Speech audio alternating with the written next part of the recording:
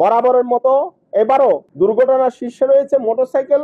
এবারের ঈদে 125টি মোটরসাইকেল দুর্ঘটনায় 135 জন নিহত হয়েছে, 114 জন আহত হয়েছে, যা মোট দুর্ঘটনার 36%।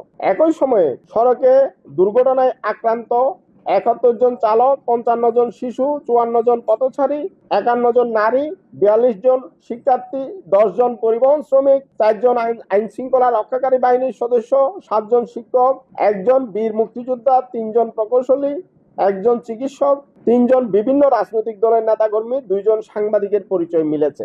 সংঘটিত দুর্ঘটনায় বিশ্লেষণ করলে দেখা যাচ্ছে মোট যানবাহনের 27.16% মোটরসাইকেল, 17.373% ট্রাক কাভার্ড ভ্যান, 16.22% বাস, 15.28% ব্যাটারি চালিত অটোরিকশা, 8.49% কার মাইক্রো, 7.3% নসিমন পরিবহন, 7.35% সিএনজি চালিত অটোরিকশা এই সব দুর্ঘটনার কারণ ছিল।